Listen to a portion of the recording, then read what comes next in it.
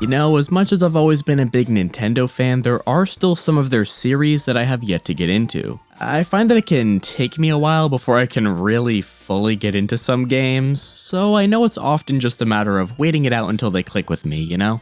On the other hand, there are the series where I've tried time and time again and just kind of struggled to develop a more passionate understanding of them.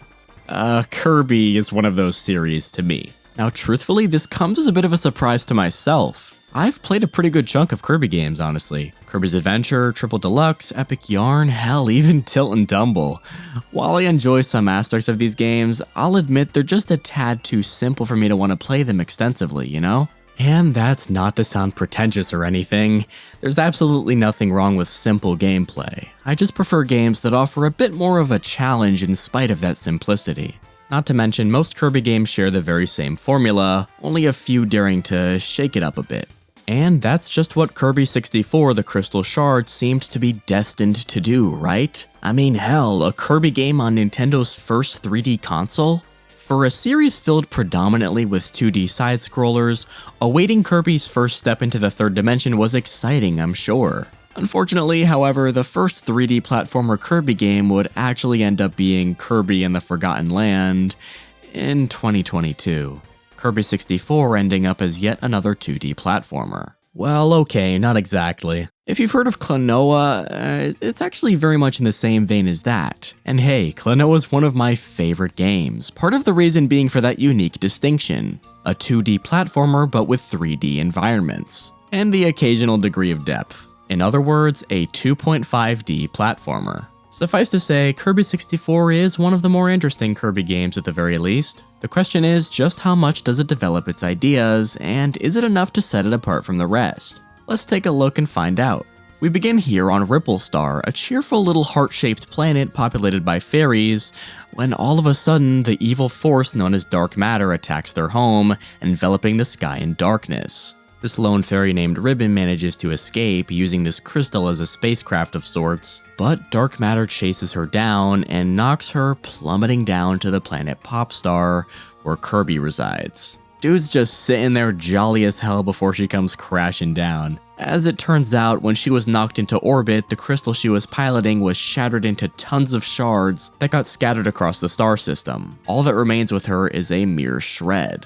But Kirby decides to help her out, teaming up with friends along the way, gathering the crystal shards from each planet, and putting an end to dark matter's reign over Ripple Star. It's a simple plot, yeah, but it's an effective one too. About what you'd expect from a Kirby game, right? I gotta say though, man, those cinematics look amazing.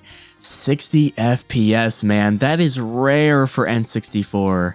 And not to mention the shockingly high polygon count for the main characters, especially Kirby. I mean, hell dude, I'd argue these look like early GameCube models. Ignoring the low-res textures of course, but yeah. I dig the presentation of this game overall. It seems to borrow a lot from Kirby's Dream Land 3, what with the dreamy color palette and the wood grain texture for the heads-up display, which is fitting considering it does serve as the direct sequel. It obviously uses 3D models rather than sprites, which is a bit surprising considering the only other 2D platformers I can think of for the N64 are actually sprite-based. This does inevitably set the game apart, like, kinda. Right, so as I said, Kirby 64 is more of a 2.5D platformer than it is a 2D one. So while the environments are in 3D, you're still locked to a 2D plane. The D-pad your means of control. Yeah, it's one of the few N64 games to actually make use of the thing. The first thing that I notice is just how slow Kirby is to control. Like, you can run by double tapping the D-pad, but it's hardly any faster than walking. Getting around is a bit slower than I'd like, I hate to say. Of course, running and jumping is just half of what makes up Kirby's moveset. Tap and hold B and you'll be able to suck up your foes in typical Kirby fashion, with a bit of a twist. Of course, I'm talking about what this game is most well known for, power combos. After sucking up your first enemy and gaining their power, you can either hold on to it like usual, or extract it to throw at another enemy to combine the power with theirs. Yeah, it's a pretty novel idea. While there's only 7 base abilities, there's actually 28 different power combos with their own unique gimmick to them. They get real creative with some of these too, like a double-sided lightsaber with Spark and Cutter, fireworks with Burn and Bomb, and friction burn with spark and burn. Alright, that one's pretty clever. Hell, some of these combos I didn't even encounter during my playthrough. They're pretty cool overall, even if there are some duds here and there. I'm not exactly sold on how you combine abilities though. You could argue it's supposed to be a challenge and thus rewarding to obtain them, but like if you miss when you throw your ability toward an enemy, it's just gone. Kinda makes me wish they just let you suck up 2 abilities and maybe mapped attack to a different button.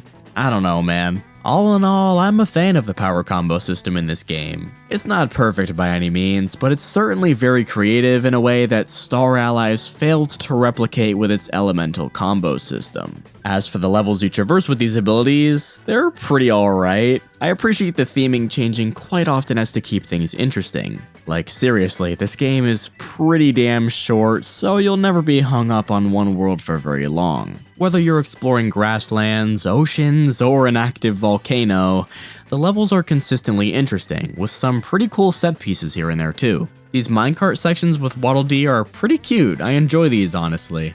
Adeline will sometimes be there as well to paint a piece of food for you to recover some health. I always really liked her design for whatever reason, she's a cool character. I always really liked King DDD as well, but I'm a bit less thrilled by his sections where you've got to use his hammer to destroy obstacles.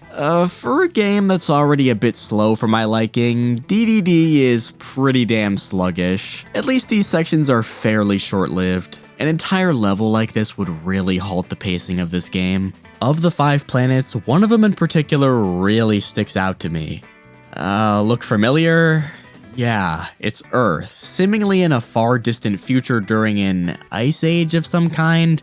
I don't know. The levels start out with your typical snow level fare, but soon enough evolve into these industrial environments with strange machinery and test tubes littering the background. Couple that with the pretty sick boss fight against this robot, and you've got a pretty solid planet. It's probably my favorite in the game. Oh yeah, on that note, boss fights. So each planet consists of a few levels with a boss fight to top it off. Overall, they're pretty easy, but pretty inoffensive. I always really liked this one for whatever reason, with these multicolored diamonds you gotta hit with the correct attack. It's a pretty novel idea, even if it's over a bit too quickly. Alright, for whatever reason though, this shark boss was just a pain in the ass, man.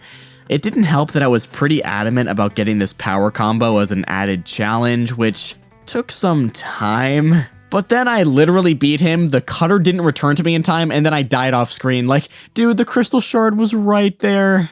Oh yeah, the Crystal Shards. It's the subtitle to this game after all, so they play a pretty important role being the game's main collectible. There's 3 hidden in every level, and 1 after every major boss fight. Well, I say hidden, but most of these are pretty straightforward to get, usually being in some tough-to-reach area, or maybe only accessible for a brief moment. Then there's these ones. Frustratingly, there's a good chunk of Crystal Shards that are only accessible with a certain power combo, which inevitably means you'll have to either get lucky or replay the level. I just can't get behind this, man. It's just needless padding. I think it'd be cool to have obstacles that are instead breakable by any power combo, you know?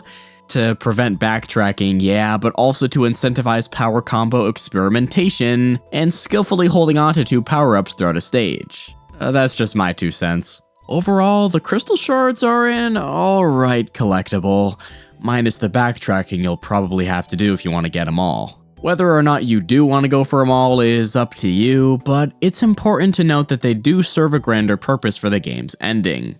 Spoiler warning going forward, assuming anyone actually cares, I guess. So the final planet is Ripple Star, where the story began. It's a really wild place. The level aesthetics here are really nice, very colorful and pleasing to the eye. As such, it serves as a stark contrast to the final boss, taking place in this empty black arena. And all in all, this is a pretty cool fight, honestly. Miracle Matter resembling some kind of 20-sided die is a neat design choice considering he shuffles through the power-ups you're now familiar with, and his attacks are decently difficult to dodge too. After defeating Miracle Matter and saving Ripple Star, Kirby and his friends set off. But as much as it might seem like it is at first, this isn't the game's true ending. To get it, you're gonna need to nab every Crystal Shard, which will actually unlock you one final planet at the center of the system. Dark Star, seemingly where dark matter originated from, I'd assume. Anyway, it contains just one level, the true final boss fight against Zero 2, who is seemingly dark matter's head honcho. You're basically just flying in circles with ribbon, shooting crystal shards at its eye. When you do so, blood comes out? I mean, I wasn't really sure if it was blood at first. I mean, this game is rated E for everyone after all. But it actually got a new rating of T for teen upon its re-release on Switch Online. Damn. So I guess it was blood then? When Earthbound got re-released, the new T rating made a lot of sense considering the surprising amount of mature content in that game. But Kirby 64 getting the same treatment is honestly pretty funny to me. I think E10 Plus would have been a much better fit, but I guess the ESRB is just really strict about blood even if it looks like this. I digress though, tangent aside, this is a pretty cool final boss. Even if it's on the easier side, I enjoy the spectacle of it, and Zero 2's design is pretty cool looking too. One thing I've always appreciated about the Kirby series are the at times unhinged final boss designs, and this is yet another one of them. So you defeat it, and the true ending sees Kirby and his friends receiving awards for their hard work. It's pretty cute, but I'll leave it up to you if that's worth 100%ing the game for. And that's Kirby 64 The Crystal Shards. Well, the single player mode at least. We've actually got some multiplayer minigames here as well, kind of a staple of Kirby games. They're nothing special or anything, but they're a fun little diversion, I'll admit. Overall, this game is pretty alright. I do think it does have some creative ideas in level design, though the execution leaves a bit to be desired for me. Locking crystal shards behind specific power combos is pretty lame, and the whole power combo system as a whole could have been a bit more fully realized. Also, I've gotta say, I really wish they did more with the 2.5D aspect of this game. Something like Klonoa had you interacting with the background and foreground directly. It really sold the idea that these are 3D environments, and we're just locked to a 2D plane. Meanwhile, Kirby 64 may as well be a 2D platformer with how little the background and foreground play a part in enemy patterns and level design. A missed opportunity for sure. Nonetheless, I mostly enjoyed my time with this game, I suppose. I can't say I plan to go back to it or anything, but I am really hoping we see another Kirby game take a stab at this power combo system. Star Allies had a somewhat similar mechanic, but it was just so half-baked it may as well have not even been there. I'd love to see some of these wonderfully wacky-ass power-ups return someday, dude. But anyway, I hope you guys enjoyed the video. Let me know what you think about Kirby 64 down in the comments below. Thanks a lot for watching, and hopefully I'll see you all again soon. Bye.